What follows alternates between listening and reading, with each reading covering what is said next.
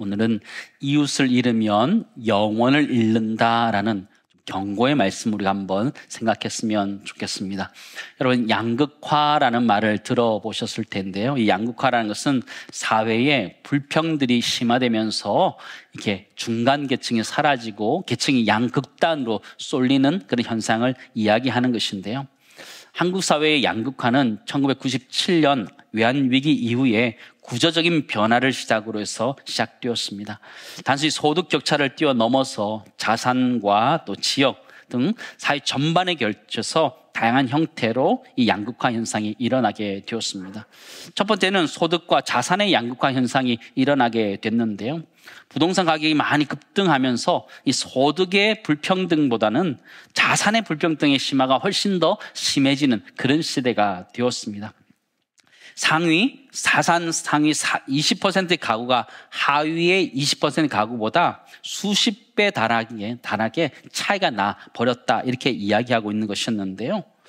쉬운 얘기로 그런 겁니다. 아파트를 많이 짓는데 내 건 없는 거, 그렇죠? 참 많이 짓는데 내 건 없다, 이렇게 얘기하는 사람들이 참 많이 있는 것 같아요. 소득의 격차가, 또 자산의 격차가 커지는 것 같아요. 두 번째는 지역의 양극화 현상도 일어나는데요. 인구나 기업이나 인프라나 교육 등이 모든 분야에서 수도권에, 서울에 쏠리고 있는 것들을 우리는 잘 알고 있습니다. 그래서 서울공화국이다, 이런 얘기까지 한다라고 하더라고요. 저 지방에 내려가 보면 지역 소멸 위기까지 있다, 이런 얘기를 듣게 됩니다. 올해 제가 통영과 여수에 있는 목사님 각각 개인적으로 한번 뵐 일이 있어서 만나서 이야기를 나눴는데요. 너무 부러워하는 거예요. 서울에 있다고 너무 부러워하는 거예요. 청년들을 기껏 키워나면 다 서울로 간다는 거예요.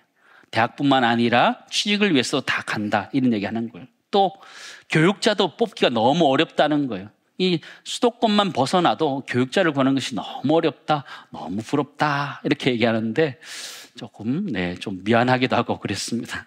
네. 근데 이 양극단의 얘기를 왜 하느냐? 오늘 성경에 보면 양극단, 유대 사회의 양극단에 있는 이 사람을 좀 봤으면 좋겠습니다. 한 사람은 부자고 한 사람은 거지였다라고 성경은 기록해 주고 있는데요. 이 본문의 말씀을 통해서 주님이 우리에게 하시는 말씀을 들었으면 좋겠어요. 누가복음 16장 말씀 15장이 계속 이어지는 말씀이기 때문에 은혜 받은 사람이 어떻게 살아가야 되는지를 이야기하는 것입니다. 또한 주님을 따라가는 그리스도의 제자된 우리가 어떻게 살아가야 되는지를 말씀하는 것이 이 본문이라는 걸 기억하면서 이 본문의 말씀을 기억했으면 좋겠습니다. 부자에 대해서 이렇게 표현하면 19절 말씀 보실까요? 한 부자가 있어 자색 옷과 고운 베옷을 입고 날마다 호화롭게 즐기더라, 이렇게 표현했어요. 부자의 외모를 보시면 자색 옷과 고운 베옷을 입었다, 이렇게 표현해 주고 있습니다. 이 자색 옷이라는 것은요, 이 지중해 연안의 두로 지방에서 이렇게 채취되는 뿔고등이라는 조개에서 조금 나오는 것입니다. 이것을 수천 개를 모아야지 겨우 염색할 수 있을 정도의 아주 고귀한 것이었습니다. 아주 비싼 것이었던 것이죠. 희귀한 것이었던 것이죠. 또 부자는 이렇게 고운 베옷을 입었다 표현해 주고 있는데 아마 세마포 옷이었다라고 알 수 있는데요. 아마 이집트산 최고급 아마포로 되어 있다, 이렇게 알려져 있는데요. 이게 뭐냐면 아주 가볍고 그리고 튼튼한 것, 그거를 입었다, 이렇게 알려져 있습니다. 그 당시 서민들은 아주 까칠까칠한 이게 양털옷 이런 것들을 입었기 때문에 그래서 비교하면 아주 고급 재단을 입었던 것이지요. 그런데 성경을 보니까 이 부자는 날마다 호화롭게 즐기더라, 이렇게 표현했다. 부러우시죠? 안 부러우세요? 네. 자본주의 사회에서요, 자기 돈을 가지고 자기가 이렇게 하는데 뭐라고 할 사람 아무도 없습니다. 그렇지 않아요? 이 부자가 돈을 훔쳤다 얘기 아무것도 없습니다. 그렇다면 이 부자가 가지고 있는 것 가지고 자기가 먹고 입고 즐기는 것에 대해서 우리가 이 사람을 대해서 책망할 수 전혀 없다라는 것이죠. 근데 문제가 뭐냐? 곁에 거지가 있었다라는 것입니다. 20절, 21절 말씀 보실까요? 같이 읽겠습니다. 그런데 나사로라 이름하는 한 거지가 헌데 투성이로 그의 대문 앞에 버려진 채 그 부자의 상에서 떨어지는 것으로 배불리려 하매 심지어 개들이 와서 그 헌데를 핥더라. 그렇죠? 헌데투성이로 그 대문 앞에 버려져 있었습니다. 그리고 개들이 와서 핥았다 이렇게 표현해주고 있습니다. 아주 최하층의 신분을 이야기하는 것이고 극도의 고통을 이야기하는 것입니다. 그는 대문 앞에 버려진 사람이었습니다. 이 부자로부터 전혀 의료적인 도움을 받을 수 없는 그런 사람이었습니다. 가장 천하게 여기고 가장 부정하게 여겼던 개가 그의 상처를 핥을 정도의 아무도 그를 돌보지 않는 완전한 돌봄의 부재 상황에 있었던 사람이라는 것을 우린 발견하게 됩니다. 사회적으로 가장 낮은 사람이었고 가장 부정한 사람으로 취급받았던 것을 보게 되는데요. 근데 인생이 참 공평하다라고 볼 수 있는 게 무엇이냐면 둘 다 죽었다라는 거죠. 둘 다 죽었다. 죽음을 피할 수 없다라는 것입니다. 부자도 죽고 거지도 죽었다. 근데 죽었는데 죽음의 과정도 보니까 조금 차이가 있는 것 같아요. 성경에 보니까 거지는 죽었다 이렇게 표현하고 있고요. 부자는 죽어 장사되었다 이렇게 표현하고 있는 거예요. 부자는 아마 장례식을 굉장히 거창하게 이렇게 한 것 같다라는 생각을 해보게 됩니다. 그렇다 하더라도 다 죽는 것은 동일한 것이죠. 우리 인생과도 동일한 것입니다. 내가 어떻게 살았던 간에 다 마지막이 있다는 것을 오늘 성경 우리들에게 가르쳐주고 있습니다. 22절 24절 말씀 보실까요? 이에 그 거지가 죽어 천사들에게 받들려 아브라함 품에 들어가고 부자도 두고 장사되매 그가 음부에서 고통 중에 눈을 들어 멀리 아브라함과 그의 품에 있는 나사로를 보고 불러 이르되 아버지 아브라함이여 나를 긍휼히 여기사 나사로를 보내어 그 손가락 끝에 물을 찍어 내 혀를 서늘하게 하소서. 내가 이 불꽃 가운데 괴로워하나이다. 나사로를 종으로 알고 있어요. 그죠? 심부름 시키려고 그러고 있는 부자의 모습을 보게 되는데요. 죽음 이후에 이들의 상황이 완전히 역전되고 있는 모습을 우리에게 보여주고 있습니다. 이 거지 나사로 옆에는 개들이 그 헌대를 핥았습니다. 아무로 돌봐주지 않는 그런 상황에서 개들이 옆에 있었는데 죽은 다음에 어떻게 됐다 해요? 성경은 천사들이 그를 받들어 아브라함의 품에 데려갔다라고 표현하고 있는 것을 보게 되죠. 아브라함의 품이라는 것은요, 아버지의 품이죠. 자신들의 조상 아브라함의 품에 안겼다라는 것이죠. 누가복음 15장과 16장이 이어진다라고 생각한다면 돌아온 당자가 아버지의 품에 안기는 것처럼 이 나사로가 지금 품에 안겼다라는 것을 성경 우리들에게 가르쳐 주는 것입니다. 반대로 부자는 음부에서 고통 가운데 있었다. 성경은 이야기해 주고 있습니다. 고통 가운데 있을 때 그는 눈을 들어서 아브라함의 품에 있는 나사로를 보게 됩니다. 이전에 봤을까요? 못 봤을까요? 이전에는 못 봤던 나사로가 그가 고통하니까 그제서 자신의 눈에 보이는 것이죠. 자기 눈앞에 살고 있을 때, 자기 집 문 앞에 살고 있을 때는 그는 보지 못했어요. 보지 못한 게 아니라 보지 않았던 거지요. 그런데 그가 고통 가운데 있으니까 나사로가 보이기 시작했다는 것이죠. 고통이라는 것은요, 영적인 눈을 뜨게 하는 힘이 있습니다. 그렇기에 여러분, 고통 가운데서 영적인 것들을 발견할 수 있기를 간절히 소망합니다. 내가 고통 가운데 있다면 여러분, 그게 저주라고 생각하지 마시고 하나님이 고통 가운데 나에게 영적인 눈을 뜨게 하실 것이라는 믿음을 가지고 우리 모두 영적인 눈을 뜰 수 있기를 간절히 소망합니다. 오늘 본문의 말씀하는 얘기가 뭘까요? 부자로 살면 지옥 가고 거지로 살면 천국 간다, 이런 얘기를 하는 건가요? 그런 얘기가 아니에요. 이 메시지의 핵심은 무엇이냐면 부자였던 이 사람이 무관심하였다, 이게 핵심의 내용이라는 거예요. 바리새인들, 그들이 무관심했다라는 것이죠. 거지 나사로는 이웃이었잖아요. 바로 자신의 대문 앞에 살았던 실질적인 이웃이었어요. 그러나 부자는 절대로 이 사람을 이웃이라고 생각한 적이 없었어요. 그의 육신적인 눈으로 본 적은 있지만 그의 마음으로는 그를 한 번도 본 적이 없는 사람이었던 것이죠. 투명인간처럼 취급했던 것이죠. 여러분, 부자의 문제가 뭐예요? 부유했던 것이 문제가 아니라 이웃의 고통을 보면서도 무감각했던 그 마음이 문제라고 우리에게 가르쳐 주는 거예요. 보지 못한 것이 아니라 보지 않았던 그를 잘못하고 있는 것이죠. 이 거지는 대문 앞에 버려졌습니다. 여러분 한번 상상해 보시기 바랍니다. 왜 부잣집 대문 앞에 버렸을까요? 누가 버렸을까요? 그의 아는 지인이나 또 자신이 그 앞에 갔지 않을까 생각하게 됩니다. 왜 거기 문 앞에 갔을까요? 부자로부터 떨어지는 부스러기라도 먹기 위해서 그 자리에 있었던 것인데 부자는 그것을 외면한 것이죠. 저는 이 본문의 말씀을 묵상하면서 참 두렵고 떨리는 것이 있는데 그게 무엇이냐면요, 그 부자가 아무런 도움을 주지 않았다라는 것이죠. 부정하게 여겼던 개들도 그 옆에서 거지 나사로의 헌대를 핥았던 것이죠. 아무도 돌보지 않는 그를 개들이 돌봤다는 것이죠. 근데 지금 천사가 그들을 돌보고 있는 것이죠. 성경은 이 부자에게 뭐라고 평가하냐면 넌 개만도 못하다라는 거예요. 개도 거지 나사로를 살폈는데 너는 개만도 못하다 도전하는 거라는 것이죠. 사랑하는 성도 여러분, 우리 눈에 어려운 이웃들이 보이지 않으면 하나님 우리들에게 너가 뭐만도 못하다 그렇게 경고할 수 있다라는 거예요. 참 두려운 말씀인데요, 사무엘상 25장에 보면 나발이라는 사람이 등장합니다. 아주 부자지요. 아내도 지혜로운 아내가 있었지요. 풍부한 재물을 가지고 있었습니다. 다 잘할 수 있었습니다. 그러나 그의 마음은 완전히 닫혀 있었습니다. 재물은 부자였는데 마음은 아주 가난한 사람이었습니다. 다윗은 광야에서 나발의 재산을 보호해 줬습니다. 그러나 나발은 다윗의 필요를 외면했습니다. 도리어 다윗에게 다윗이 누구냐 이렇게 조롱하듯이 그를 쫓아냈던 것을 우리는 보게 됩니다. 그 이후에 사건이 어떻게 되느냐, 갑자기 이 나발이 죽습니다. 그리고 그의 인생이 끝나버려요.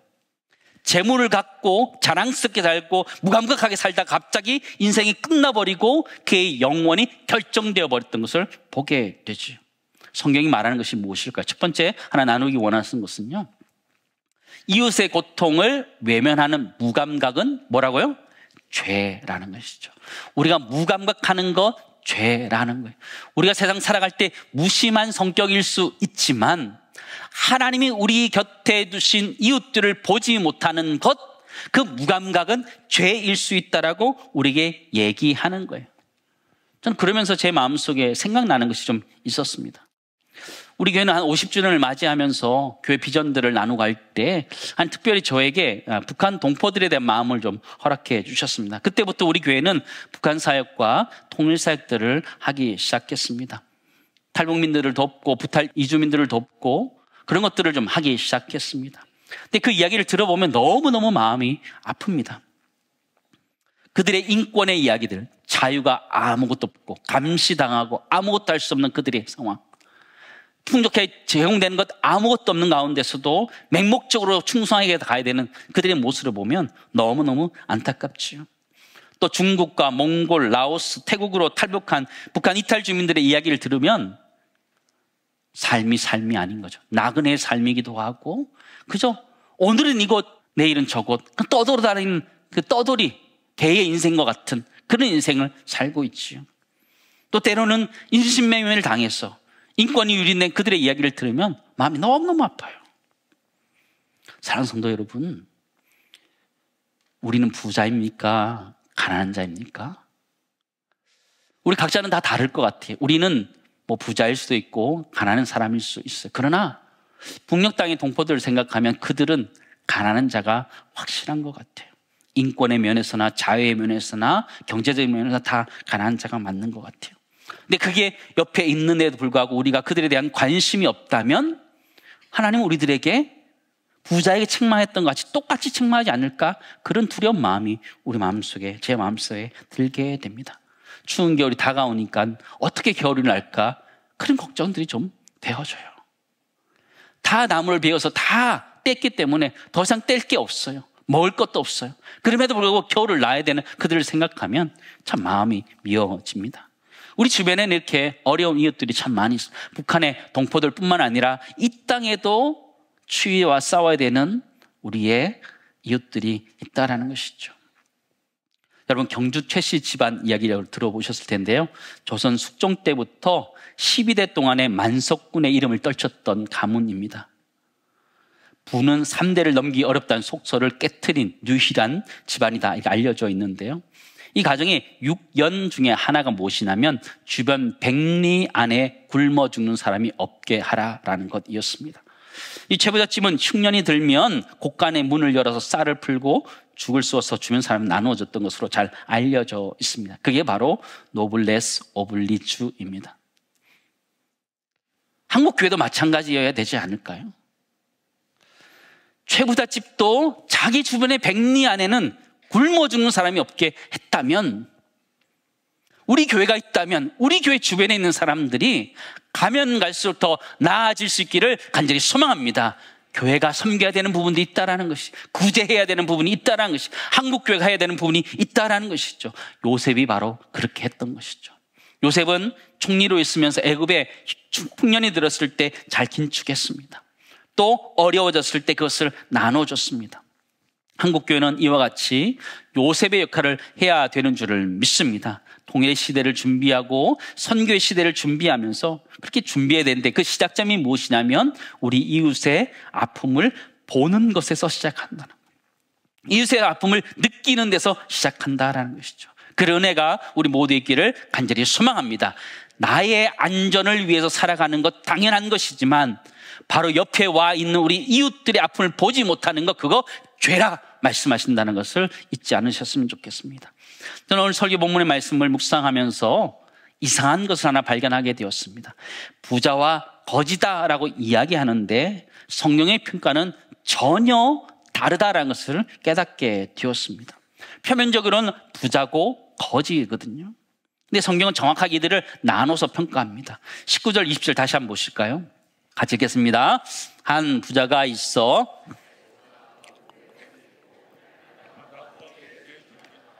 그런데 나사로라 이름하는 한 거지가 헌데투성이로 그의 대문 앞에 버려진 채, 이렇게 기록하고 있죠. 한 부자와 거지 나사로가 등장합니다. 근데 가만히 보시면 관찰력 있는 분은 아시겠지만 여러분, 부자의 이름이 있나요? 없나요? 부자 이름이 없습니다. 근데 도리어 거지의 이름이 등장하고 있다는 것을 우리가 유념할 필요가 있습니다. 이 세상 살아갈 때는 세상 모든 사람들이 부자의 이름을 알았을 것입니다. 근데 성경의 이야기는 한 부자 이렇게 이야기하고 그의 이름을 빼버렸습니다. 나사로는 이 땅 가운데 고통 가운데 살았지만 성경은 그의 이름을 나사로라고 정확하게 기록하고 있고 평가하고 있다는 것을 우리에게 가르쳐 주는 것이죠. 성경은 부자에 대해서 그 이름을 지워버리고 거지 나사로에 대해서 그 이름을 드러내고 있다는 것을 우리는 볼 필요가 있어요. 우리 그리스도인들이 그렇지 않아요. 우리 그리스도인 때로는 무명한 자처럼, 이름이 없는 처럼 살아가요. 그러나 하나님 우리 이름을 불러주시는 줄을 믿습니다. 고린도서 6장 9절 10절 말씀 보실까요? 가셨습니다. 무명한 자 같으나 유명한 자요, 죽은 자 같으나 보라 우리가 살아있고, 징계를 받는 자 같으나 죽임을 당하지 아니하고, 근심하는 자 같으나 항상 기뻐하고, 가난한 자 같으나 많은 사람을 부유하게 하고, 아무것도 없는 자 같으나 모든 것을 가진 자로다. 아멘. 우리 인생 그렇게 살아갈 수 있기를 간절히 소망합니다. 이 땅에서 부자로 살아가냐, 그게 중요한 것이 아니라, 그게 아니라 하나님이 기억하는 사람, 하나님이 우리의 이름을 기억하는 나사로처럼 살아가는 은혜가 우리 가운데 있기를 간절히 소망합니다. 중요한 문제가 무엇이냐? 더 충격적인 것은요, 이웃을 잃으면 영혼을 잃는다, 우리들에게 경고하고 있다는 것입니다. 부자는 살아있을 때 거지 나사로를 도울 수 있는 기회가 있었는데 죽은 다음에 그 기회가 끝났습니다. 끝났어요. 이상 있을 때만 가능하다는 것이죠. 이 말씀 우리들에게 지금 잘해야 된다 이야기하는 거예요. 영원을 위해서 지금 준비해야 된다, 이 얘기를 하는 것이죠. 넘어갈 수가 없다는 것이. 26절에서 28절 말씀 보실까요? 그뿐 아니라 너희와 우리 사이에 큰 구렁텅이가 놓여 있어 여기서 너희에게 건너가고자 하되 갈 수 없고 거기서 우리에게 건너올 수도 없게 하였느니라. 이르되 그러면 아버지여 구하노니 나사로를 내 아버지의 집에 보내소서. 내 형제 5이 있으니 그들이 증언하게 하여 그들이 이 고통받는 곳에서 오지 않게 하소서. 천국과 지옥이 있을 때 건너갈 수 없다라는, 건너올 수도 없다라고 이야기하는 거예요. 그게 언제 결정되느냐? 지금 결정된다는 거예요. 현재 우리가 어떻게 살아가느냐에 따라서 그때 영혼이 결정된다는 거예요.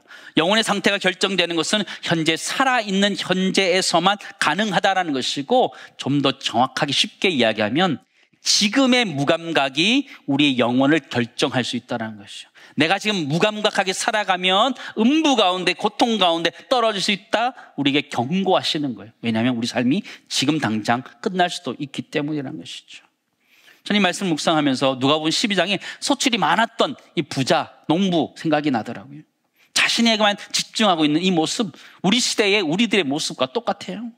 누가복음 12장 말씀 보실까요? 또 비유로 그들에게 말하여 이르되 한 부자가 소출이 풍성함에 심중에 생각하여 이르되 내가 곡식 쌓을 곳이 없으니 어찌할꼬 하고, 하나님 생각도 안 해요. 이웃 생각도 하나도 안 해요. 내가 이렇게 하리라, 내 곡간을 헐고 더 크게 짓고 내 모든 곡식과 물건을 거기 쌓아두리라, 이렇게 얘기하는 것이죠. 하나님도 없어요. 이웃도 없어요. 나눔도 없어요. 아무것도 없어요. 사랑도 없고 책임도 없어요. 온통 나만 남아있는 모습. 지금 시대의 우리의 모습 아닌가요? 또 우리 한국교회 모습이 아닌가, 우리 자신을 돌아보아야 된다 생각되어집니다. 근데 이 부자에게 주님이 마지막 이렇게 얘기하세요. 어리석은 자여 오늘 밤 내 영혼을 도로 찾으리니, 이렇게 얘기해요. 어느 순간 끝나고 그렇게 살았던, 무관심하게 살았던 것이 자신의 영혼을 결정할 수 있다, 이렇게 표현하고 있는 것이죠. 우리 삶이 그럴 수 있다 경고하는 말씀이라는 것이죠. 사랑하는 성도 여러분, 우리는 예수 믿는 사람으로서 어떻게 살아가야 될까요? 우리 주변에는 나사로와 같은 사람들이 참 많이 있습니다. 여러분, 나사로라는 말의 뜻이 무엇인지 아십니까? 나사로라는 말은요, 하나님의 도움을 바라는다, 이런 뜻을 가지고 있습니다. 나사로. 우리 그리스도인들이 나사로이지 않아요? 하나님 도우심을 받으면서 살아가는 사람들. 때로는 힘들고 어려워도 헌데투성이 있는 것처럼 재물이 없고 건강이 없고 여러 가지들이 잘 되지 않는 상황이 있다 할지라도 나사로와 같이 믿음을 가지고 하나님만을 바라고 있다면 하나님이 우리를 인정해 주시는 줄을 믿습니다. 하나님 우리의 이름을 기억해 주신다는 거예요. 그러나 반대로 내가 이 땅에서 많은 것을 누리고 산다 하더라도 나사로와 같은 사람을 발견하지 못하고 돕지 못하면 나는 너 모른다, 이렇게 얘기할 수 있다는 것을 기억하면서 우리 모두가 하나님 안에서 어려운 이웃들을 돌아볼 수 있는 은혜가 있기를 간절히 소망합니다. 이웃을 잃으면 영혼을 잃는다라는 것은 신학적인 선언인데요, 여러분 한번 생각해 보시기 바랍니다. 이웃을 잃는다라는 것은요, 사랑을 잃는 것이고, 사랑을 잃는다는 것은 도리어 하나님을 잃는다는 것이고요, 하나님을 잃는다는 것은요, 영혼을 잃는다는 거예요. 그러므로 이웃을 잃는 것은 영혼을 잃어버릴 수 있다는 걸 기억하면서 우리 모두가 우리 이웃들을 바라볼 수 있기를 간절히 소망합니다. 두 번째 나누기 원하는 것은요, 우리 주변에 있는 나사로 같은 이웃을 잃어버리면 우리 영혼도 잃어버릴 수 있다는 걸 기억하면서 우리 경각심을 가지고 이 땅의 삶들을 살아낼 수 있기를 간절히 소망합니다. 사랑하는 성도 여러분, 부자의 문제는 무엇일까요? 그가 부자였던 것이 전혀 문제가 아닙니다. 그가 이웃에게 무관심했던 것, 그게 문제였다라는 것입니다. 우리 모두가 부자처럼은 살 수 없지만 하나님이 기억하는 사람으로 살았으면 좋겠습니다. 하나님은 이 땅에서 하나님을 바라보는 사람을 기억한다. 때로는 부자처럼 살 수도 있고 거지처럼 살 수도 있지만 나사로와 같이 하나님의 도우심을 바라는 그 자를 하나님 기억하신다는 걸 기억하면서 우리 모두가 그렇게 하나님만을 바라보며 살아갈 수 있기를 간절히 소망하고, 그렇게 살아가는 사람은 우리 주변의 어려운 사람들을 보고 돕는다는 걸 기억하며 우리 것들을 나눌 수 있는 은혜가 우리 모두 있기를 간절히 소망합니다.